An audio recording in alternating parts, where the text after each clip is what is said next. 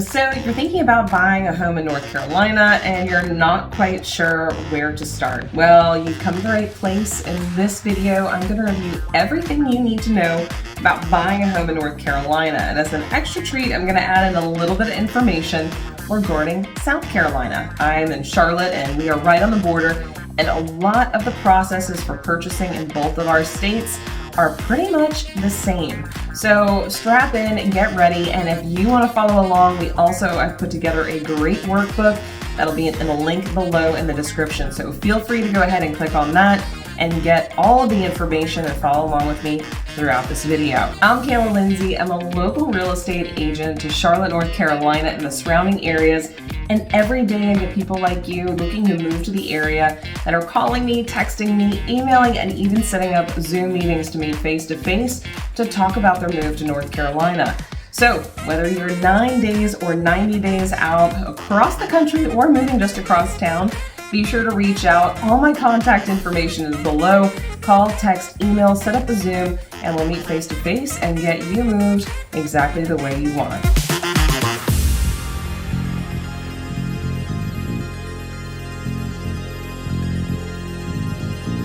Now, if you're looking for the channel of everything having to do with Charlotte, North Carolina and the surrounding areas, you've come to the right place.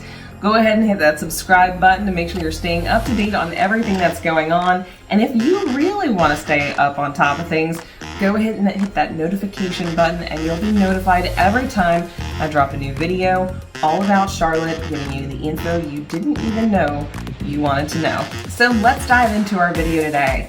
How in the world do you buy a home in the Carolinas? Well, I actually put this together quite a while ago, and for years have been doing workshops with buyers across the country that are looking to buy this area or in this area to give them a taste of what it's like to purchase in North Carolina. We're going to give you some information such as background on what the market is doing at this point in time, as well as how to get the best interest rates, what to do about your credit score, types of loans, and of course, where to actually start. So let's go ahead and dive in and take a quick peek at what the market is doing. Now, the Charlotte and surrounding areas are staying strong, even going into 2023, and we're going to see that there's going to be a little bit of a dip in interest rates.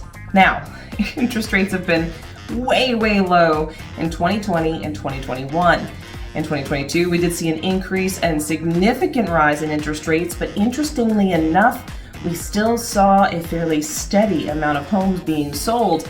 Now coming into 2023, as things are evening and leveling out, and we're going to see a little bit of a dip in those interest rates, we're going to see another increase in homes hitting the market and availability. So if you're looking to buy, definitely a great time to do it, and we can make it happen.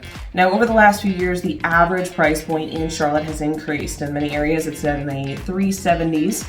Just about as an average, but there are areas that are available in the mid 2s to lower 3s, and of course above that. Really what it's going to determine is how far of a commute time are you looking to have, what big or what size home, what area do you want to be in. All these are going to affect your price range, and we can definitely get on a call and talk about that. Now let's talk about the market and the interest rates and how that affects you. Now, if you're following along in the workbook I have included here, we're on page 5. And I want to talk a little bit about interest rates and the power of what that can do for what you can afford. Now, when we're looking at interest rates, a 1% increase in the interest rate will create an 11% decrease in your purchasability. So let's do the math on that. If you were originally able to buy a $300,000 house at 4% interest, and now it jumps to 5% interest, you can now afford a home that's $33,000 less. That's right, it's a big effect on what you can purchase, and because of that, it's because they are looking at, as a lender, how much available income you have for the mortgage. Then they're going ahead and tailoring in there how much the interest is going to cost you, and then they're taking a look at what is left over. All of this rolls into what is your monthly mortgage payment. Your monthly mortgage payment and the amount that they can do, or the max, based upon your income, is how much they're going to be able to tell you can afford. That's how they're coming up with the number of you can afford a $300,000 house. They're looking at what your mortgage is actually going to be on a monthly basis.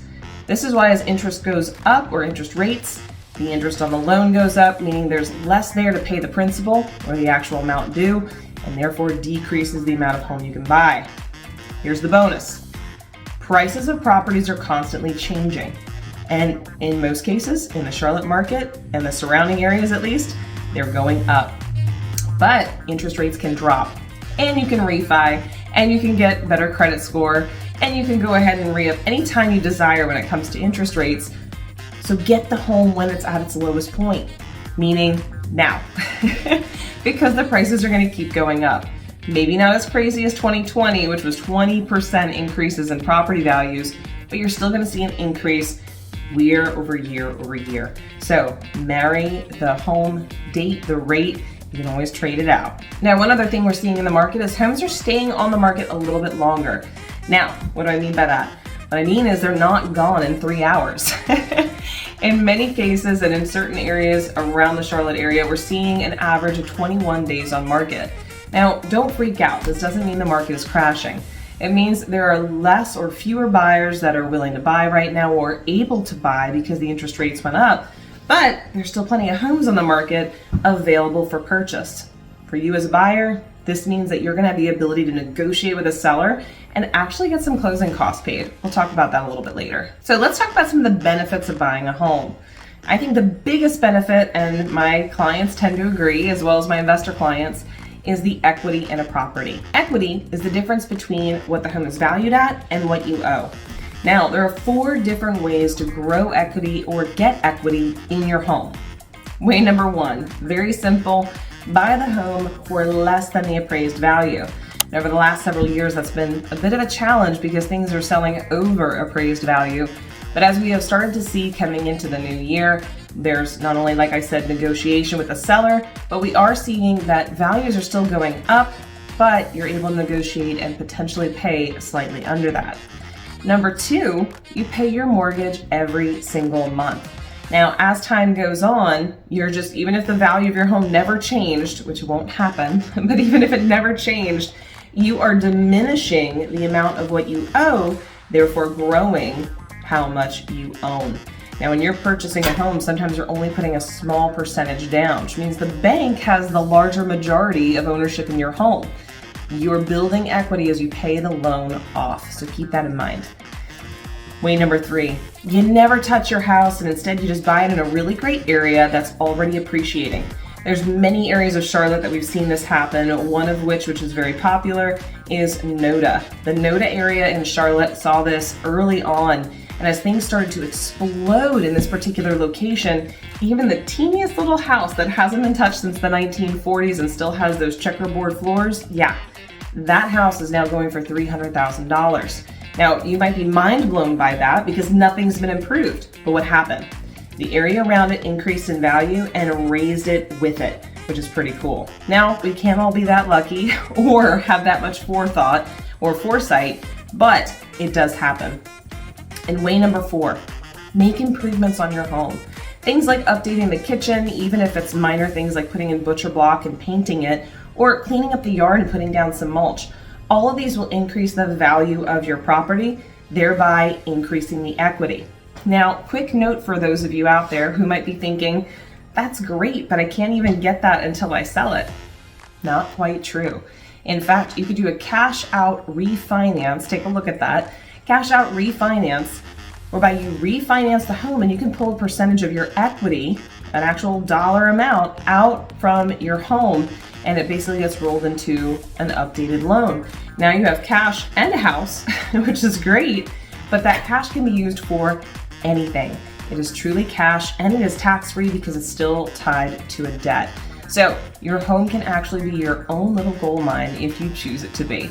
So keep that in mind. Equity is good. The only way to get it is by owning a house. Now, there's also several other benefits to owning a home. A lot of those have to do with taxes. Now, I'm going to put my little disclaimer here. I am not a CPA. I am not a licensed CPA. I am not even someone who really even enjoyed anything having to do with accounting when I was in college. However, what I do know is that these do work, that I apply them not only to my home, but also to my investment properties. And I always suggest them to my clients, but please go ahead and run this by your CPA or your tax professional there's my disclaimer for the day, but there are tax deductions and write-offs you can take because you own a home. Number one, the year that you purchase your home. A lot of the costs associated with purchasing your home are actually tax write-offs or deductions. I'm going to put both of those out there, deduction and write-off, because it depends upon your particular tax scenario. Number two, you can actually write off or deduct 2/3 of your mortgage payment. What? So let's think about that. The reason I say 2/3 is because in the first 15 years or the first half of a 30-year mortgage, in most cases, you're going to see that almost 2/3 of what you're paying is going to interest. Only 1/3 of what you're paying is going to the principal. Principal would be you bought a home for $300,000. The principal amount is $300,000. So because it's being paid down so slowly and it's so high in interest on the front end, you're paying a lot in interest. But guess what? The government has already gotten it written in that you can write off or deduct this from your taxes at the end of each year, meaning 2/3 of what you've paid in your monthly mortgage, that's interest, your interest payments are tax write-offs or deductions. That is a huge game changer for a lot of my clients. Quick question, anybody renting out there, you ever get a check back from the government at the end of the year or a tax deduction? The answer is no, because they are only going to afford that particular bonus to those who own. Now, third, or last but not least, tax deductions and tax write-offs. A lot of us over the last few years moved our offices where? Home. And yes, you can get write-offs when it has to do with a home office. Again, talk to your CPA or your tax professional to get their opinion on what you can or cannot do. But these three are phenomenal ways for you to not only save money, but also help you build equity in the house and property you own. Now I'm going to give you a little bit of information, some fun facts and myths when it comes to owning a home. I hear it all the time. I'm going to wait until the market crashes and home prices come down before I go buy a house.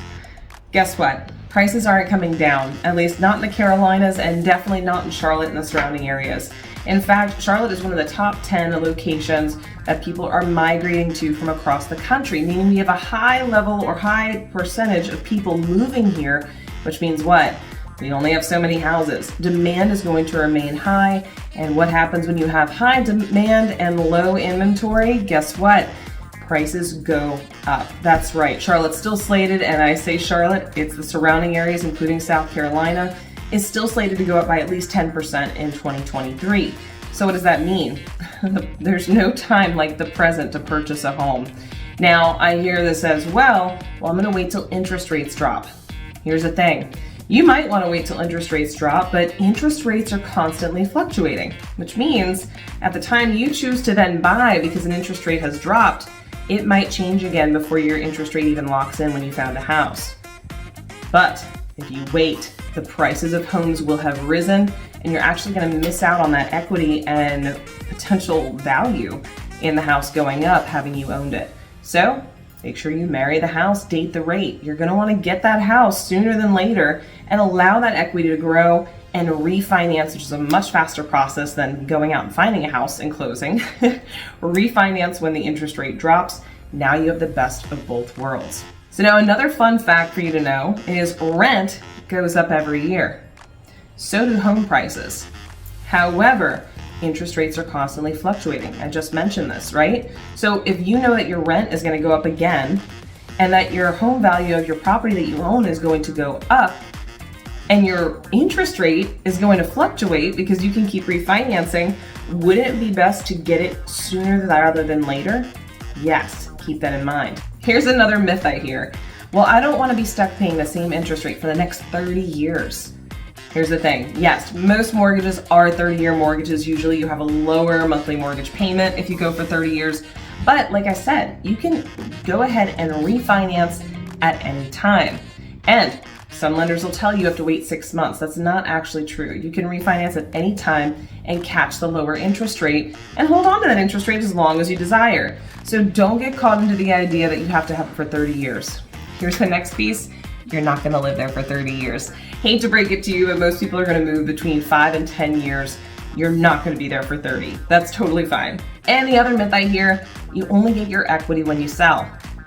As I mentioned earlier, you can always do a cash out refinance on the property and pull cash out of the home, Or you can even do a home equity line of credit, or a HELOC is what a lot of people will call it. Now, those are two very different things. A HELOC is a secondary loan on the property versus a cash out refinance, which is actual cash, not a loan. Now, what's the difference? Well, a HELOC, you have your regular home loan, and then you have a separate loan that's of the HELOC. Let's say you pull $10,000. It's a $10,000 loan. It has its own interest rate. The interest rate on your house does not change. Here's the difference. Cash out refi, you are refinancing the entire house, pulling the cash out. So the cash is free and clear. You don't have an interest rate on it. It's just cash, and it's tax-free. But your home will now be locked into a new interest rate. Now, whether that interest rate's high or low at that time, that's going to determine what that interest rate will be. But it will be at a new interest rate, and it will be a new dollar amount. So just keep those in mind. Feel free to reach out if you've got questions on that. So let's talk a little bit about the starting point. So you've decided you do want to buy a house. That's great. Where do I usually recommend? One, find a great agent that can guide you every step of the way. I'm available. But you also want to make sure you're getting a home loan pre-approved. Now, there is a difference between being pre-approved and pre-qualified. Let me break it down for you. First off, most of your creditors or credit companies, your state employee credit unions or things of that nature, and banks, larger banks, they're only going to give you a pre-qualification. All right, we're going to go into what that is.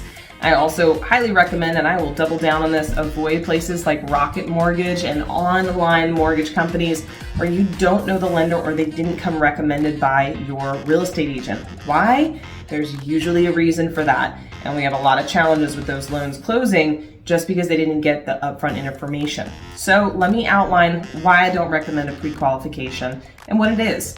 A pre-qualification is you walk into or call your bank, credit union, what have you, and say, hey, here's verbally how much I make a year. Here is my social security number. You go ahead and run my credit and tell me how much of a home I can buy. They come back and say, here's a piece of paper, and it says, if all of the other information that we research on you, if that comes back okay, we should be able to give you a home loan for $300,000. Now, if by some just absolute miracle you're able to get a home under contract with that piece of paper, here's what's going to happen. Now, in North and South Carolina, you're going to pay, and this depends in South Carolina, so I'm going to stick with North Carolina for a moment. You're going to pay a due diligence amount to the seller, which is non-refundable. This is if the contract is accepted. You're also going to pay for an inspection and an appraisal. Now, in the meantime, we're going to submit all that documentation to the lender, and now the credit union or the bank are going to go ahead and do all the rest of their background. Now they're going to ask for pay stubs and W-2s and taxes and all of those things to actually confirm how much you make. Here's the challenge, and I've seen it happen before, which is why we try to avoid it. The bank comes back and says, well, after further review, we're not going to be able to give you a loan for that $300,000 because of X, Y, and Z. Sometimes it's debt to income ratios. Sometimes they found something on your report. Sometimes it's just, hey, it doesn't align. Now here's the challenge. You've already shoveled out a lot of money and you're not going to get it back. And you're also not going to get the house. So why do we recommend a pre-approval and even recommend it way before we even go out and look at a house? One, you'll know without a shadow of a doubt that you are going to get that loan. Now, we have some top lenders that we recommend, and we'd be happy to get you connected with them. But here's the thing. When we go ahead and recommend a lender, here's why. And when I say we, I mean myself, my team, and other great agents that I know, is because those lenders are going to get those tax documents up front. They're going to get all that information to make sure that you are all set. So when you put that offer in, or when you even go see the house, you know you truly can afford it. You know that that lender said, if this appraises, we've got money in hand ready for you to go to closing. That's what we're looking for. So when you're putting that money down that's non-refundable, we make sure that you're actually going to close because the lender already did their research. Now, when you're going out and you're in multiple offer situations, which still happens, those particular sellers are going to be looking to see if you're pre-approved or pre-qualified. Pre-approved weighs a lot better because they know the money is waiting for you. They've already done those background checks and you can purchase that property versus it possibly falling out. It's extremely important and it's going to save you thousands of dollars. All right, so now let's talk a little bit about credit. So quick question, go ahead and think of it off the top of your head. What is the ideal credit score? Or should I say, what credit score do you need to have in order to get a home loan? All right, the answer is you actually need a 500 credit score or better. But there's a caveat to that. If that is where your credit score is, you are going to have to put down a much larger percentage of money as a down payment on the property. This is because you're seen as a higher risk. So in most cases, you're going to have to put at least 10% down, and there are only certain lenders that will lend. Now, the real question is, what is the ideal credit score to have? You ready for it? 640 or higher is an ideal credit score to open you up to all of the options when it comes to lending. Now, yes, there are several different programs that are going to help for down payment or closing cost assistance, things of that nature. We're not going to go into that into detail in this particular video, mostly because they're always changing. And it depends upon what bucket you fit into. Are you an EMS worker? Are you a doctor? Are you a teacher? There are different things for different people, and I'd definitely be happy to talk to you about that if that's something you're interested in. So let's talk about the types of loans. All right, there's many different types of loans, and they all offer something just a little bit different. Now, if you're following along, we're on page 8 of the workbook, and we have our loan number 1. Now, the first loan on the docket is a conventional loan. Now, you go ahead and guess how much down you have to put on a conventional loan when it comes to a down payment. I will tell you here in just a second, but just put it in the back of your mind. So conventional loan, they're the most common loans, all right? So these are going to be loans that any bank, lender, creditor, any of them can put out. Now, a conventional loan is going to give you the freedom to purchase pretty much any property you want as long as it's actually in a true living condition. Now, what I mean by that is, yes, it actually has to have a kitchen and a bathroom and those sorts of things, but if you are an investor, usually if you're getting a loan, you've got private money or you go with a conventional loan. Why? The house can bring in almost any condition, meaning it can be kind of dirty or kind of rough, and you can still buy it with a conventional loan. This is because there's no lending requirements as to the condition of the home, just that it is livable. So if you're trying to buy a bunch of cinder blocks with a roof on it, that's not going to work. But I can walk you through the details of this. Now, the conventional loan is the most common loan, and it is the most widely accepted loan on properties. Not all properties will accept anything other than a conventional loan. In fact, in Charlotte and the surrounding areas, there are some townhome communities that will not accept anything other than cash or conventional. We'll talk about that in just a little bit. Now, what do you need to put down on a conventional loan?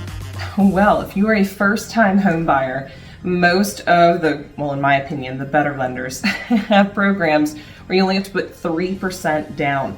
That's right. If you're buying a $100,000 house, that is $3,000. Mind you, you're not going to find a $100,000 house here in Charlotte, so you're going to be looking more at a $300,000 house, which is $9,000 down. Now, this is different than just the closing costs themselves. We'll go into that. That's your percentage down. If you've already bought a home before, you only have to put 5% down. This is also a great opportunity if you want to move every year. You can rent out the previous home. I'll talk you through that in one of my other videos having to do with investments. So what's the next type of loan? Our number 2 is FHA. Now, FHA is a federal housing assistance program. That is basically what it is. It allows you to only have to put 3.5% down, and it gets those with a lower credit score into the opportunity of buying or purchasing a home. See, with a conventional loan, they want ideal applicants. Those that have higher credit scores, those who can afford a home or perhaps a larger home. FHA makes it possible for those with slightly lower credit scores to still be pre-approved for a loan. It's a great opportunity. Now, it doesn't matter if you're a first-time home buyer, second time, it's still 3.5%. The only difference there is sometimes the interest rate can be a little bit higher, but what we've been noticing here recently is sometimes the interest rate can be lower. It's always great to talk to your lender about both options because both are potentials. Now, what's the limitation with FHA? Well, because it is a government-backed loan, there are some requirements regarding the house. Any top agent, any agent that understands how lending works, will be able to walk a home with you and determine if it could be approved for FHA. FHA loans do not like things such as wood that's rotten, even on the outside on some of the banisters and things of that nature. There's requirements for decking having banisters around it. Some requirements are quite silly. Batteries in garage door openers, pull downs on attic storage, it's all over the place. But I can be able to guide you to make sure that the home you're looking at could be approved. And here's the thing, even if there's pieces that are not quite in line, the appraiser on an FHA loan is going to be able to tell us what needs to happen to the home in order for that loan to be approved. Now, this is where a lot of sellers don't like FHA loans because they don't want to have something mandatory they have to do in order for the loan to be approved. You see, we'll talk about in a little while, you can talk to them, or the seller, should I say, about things being fixed in the home, but this is a requirement of the loan. Meaning, if a banister is needed on a staircase, you're not getting that loan approved until that banister goes on that staircase, which means the seller has to do it if they want the home sold. But they don't always have to do it, which means you may have to back out of the contract. This is why I'm there to make sure that we're ensuring the house will pass an FHA inspection. Number 3, a VA loan, Veterans Assistance Loan.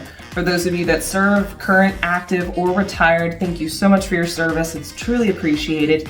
And you guys have the ability to utilize a VA loan. Now, this is 0% down. Many of those that are in the armed services are aware of this, but it is 0% down, but it comes with similar requirements to FHA, which is why they aren't as widely accepted by some sellers, because they're fearful that they're going to have to do something to their house in order for it to sell. Completely understandable, but that's why I'm here to help guide you guys through that.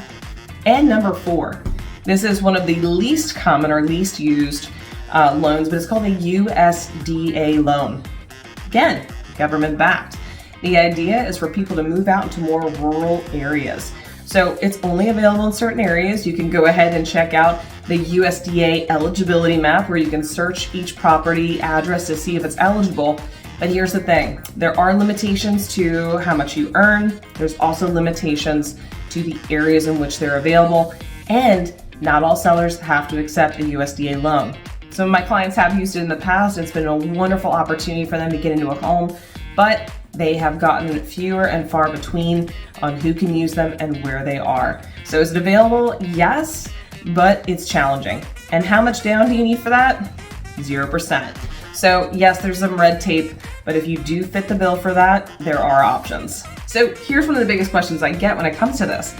Yeah, but what about 20% down? Yeah, your grandma probably put 20% down on her property, but that is not what's necessary. See, the 20% down is going to get rid of PMI. PMI is private mortgage insurance. So yes, you can put 20% down and then not pay the $100 or I'm going average there. It's usually about $100, $150 for private mortgage insurance per month. It's already worked into your mortgage. It's not something you have to think about. Personally, I prefer that you put less cash down out of pocket, allow that equity to increase, and use the rest of your cash for something else, because it is truly not worth it. But to each their own. Yes, if you put 20% down, you don't pay PMI. So let's talk about closing costs, all right? Now, closing costs are the cost that it takes you to get to the closing table. So you've got your down payment, which is what we just talked about, those percentages, either 3, 3.5, 5, and then we have your actual closing costs. These two combined are considered cash to close, which when you think about it makes sense because it's the amount of cash you need to bring to the table to close on the house. So we already talked about down payments. Let's talk about the closing costs. Now, regardless of where you go, you're going to pay closing costs, all right? So here is what is incurred within the closing cost. The first thing is the origination fee to the lender. Yes, the lender had some hard work that they were doing in procuring that loan for you and getting that going. There is a fee for the lender. The second fee you're going to have are third-party fees, things like inspections and appraisals. Now, normally the inspection appraisal are paid during the transaction, not at the end. So by the time you get to the closing table, they've already been paid. The next one is going to be attorney fees. Now, pretty much any attorney you go to, their costs are all about the same. We have our preferred attorney because they just kick butt and they make sure everything closes. But here are what are included within the attorney fee. There's your closing fee, your P&S review, which is your purchase and sale agreement. Basically what that means is they're reviewing every document to make sure everything is on the up and up. In addition, they're also paying for the title search. Now, the title search is basically just going back and making sure that the title or chain of title was passed appropriately. And if there was ever a kink in that chain, meaning, Bob sold it to Betty, well, they're going to make sure they repair that kink so you don't have any issues. Now, along with that, you're also going to be paying lender's title insurance. This is mandatory. Why? The lender in almost every case is going to actually have more equity in the house than you do. Why? They're paying anywhere between 97% of the purchase, sometimes actually 100% if you're a VA. So they want to make sure that the title is insured. Now, what that means is if there was, for some reason, a challenge or a break in that chain of title where it was passed from person to person, it is insured to make sure that if it ever comes up, it is covered, meaning you're not going to have an issue with it. They're not going to lose the property, nor will you. It's very important. Now, you can get your own private title insurance, but it's not necessary. And last but not least, the deed recording fee. That's right. Once you sign, it actually goes out to the Register of Deeds for that particular county and is recorded on record. So you officially own the house. That does take a fee, so that is a part of it. Now, some of the other things you're going to run into with a part of closing costs are what we consider prepaids. They are your HOA fees, your taxes, and your insurance. Now, usually it's anywhere from 3 to 4 months worth of each of these, and here's why. Once again, remember the lender owns more of the house than you do. They want to ensure that, gosh forbid something happens to you, their house and their asset is secure. So if for some terrible reason you were to lose your job and you're unable to pay your mortgage, they want to make sure at least the taxes are being paid so it can't be repossessed by the county. They want to make sure HOA is being paid so the HOA can't foreclose on the property. Yes, that's a real thing.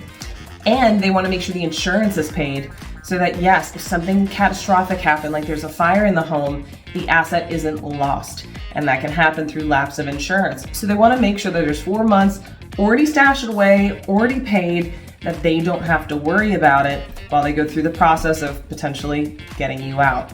Now, that is a worst case scenario, but that is a part of what closing costs are. So that gives you a little bit of a rundown. So now let's talk a little bit about the actual timeline. Now, we've already talked about getting your pre-approval, making sure you find the right agent to help you through the process, and then you go out and search down a home. Now, I'm not going to take you through the actual process of making the offer because it is different for every buyer, every property, and every time. So we're not going to go through that. We're going to take this timeline from your offer is accepted. All right. So once your offer is accepted, you go under contract. And if you'd like a visual of this, we're on page 13 in the workbook, so you can go ahead and take a look at what I'm talking about. So once you go under contract on a property, there will be 2 amounts of money that have to be paid at that time. The first amount is called due diligence. Now, due diligence money goes to the seller directly. You do not ever get this money back. Now, when I say that, I mean if you terminate the contract for any time, even if it's 10 minutes later, that money still goes to that seller and you do not get it back. Now, the reason for due diligence money is it's basically thanking the seller for taking the house off the market so you can do your due diligence. You're going to do inspections, have appraisers come out, all kinds of things. But in North Carolina, you can terminate a contract as a buyer for any reason at literally any time. You could literally be walking into the closing table and decide you don't want to buy it and you can walk away. It's your right.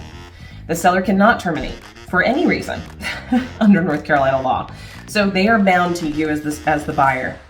With this being said, the due diligence is the only ramification that they have and the only way to potentially recoup some of their losses. So that's why we pay due diligence. Now, it depends upon the property price as well as the demand for the home as to what we pay in due diligence, but bear in mind this goes to the seller and you do not get it back if you terminate. Now, this dollar amount does, however, go towards your cash to close, right? So let's say you had to bring $20,000 to closing for your closing costs and your down payment. If you've already paid $1,000, let's say in due diligence, it reduces that amount by that amount of money because you already prepaid it. Kind of cool. Now, the second amount of money is your earnest money. Now, your earnest money is going to go to the attorney. The attorney is going to hold on to this money until the closing table, when it, once again, it's a prepaid, it goes towards those closing costs, that cash to close that's needed. But If you do decide to walk away from the property prior to the end of due diligence, which we'll talk about, that period of time, which we determine when we put the offer in, if you back out of the contract before that time, you do get your earnest money back. All right, so think of it as stages. Due diligence is the first stage, but as we get closer to that closing date, they want to make sure that the seller is taken care of, so that earnest money comes into play. So you do get it back if you back out before due diligence. So let's talk about the timeline, okay? You go under contract, and by the way, due diligence and earnest money, those are always different numbers, and they can be negotiated. So that's why I'm not going into the details on that, but I'd be happy to talk to you guys about it. So you go under contract. What's next? Well, as your agent, I go ahead and make sure that all the documents are being submitted to the lender and to the attorney, and they're going to get going on their end. The lender's going to order the appraisal. The attorney is going to order the title research to make sure we get everything taken care of from a title search perspective. And I'm going to order a home inspection. Now, you have the right to order or choose whatever home inspector you want, but once again, I've been doing this a long time. There are companies that I highly recommend, and one in particular that we use here locally is Home Inspection Carolina. The reason why I do like using them, they warranty their work, meaning if they miss something, they'll pay to have it repaired up to $10,000. That for you as a client, I feel really, really confident in making sure I'm putting you in the right hands. I have had some clients that have not used them, but sadly, the work wasn't warranted and it cost them thousands of dollars on the back end. I don't want that to happen for you. So having the right team in line and utilizing that team to their utmost is going to be helpful for you. So you get the inspector out there. They're usually out there within 24 to 78 hours, or 72 hours, should I say, and they're going to do the inspection. Now they're going to check everything from the foundation to the crawl space, all of the floors in the home. They're going to review and give you an idea of what the roof looks like. And then they're going to provide us a full-on synopsis, sometimes 80 pages long. Even some of the best homes have a long synopsis of everything that they found in the home. Now, remember, their job is to find everything that's wrong. I'm talking the light fixture was cracked. I'm talking the paint, there was a little nick or a hole behind the door because there's no door stop. They're going to find all of it, okay?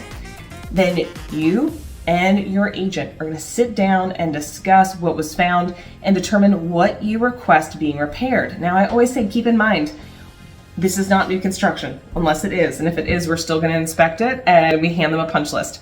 But if it's not new construction, there's always going to be something wrong with the property. And I say wrong, not perfect, but we're going to go through and find the things that if it was not repaired, you would walk away, right? If it was not repaired, you'd say, keep my due diligence money, I'm out. These are the kind of things that we want to ask for. Now, usually it's things like roof issues, crawl space, moisture in the crawl space. This is the South, y'all. Anything structural, HVAC, things like the hot water heater. Those are all larger items that we would go through and say, yeah, these are things that need to be addressed. And I'd be able to walk you through that. Now, once we come to that agreement, we submit that to the sellers and they let us know what they're willing to do. This is where that negotiation comes back into play. So it's not just about negotiating on the front end, you've got to negotiate repairs as well. Now, during this time, we're within the due diligence period. Now, due diligence period can be anywhere between 14 to 21 days is average.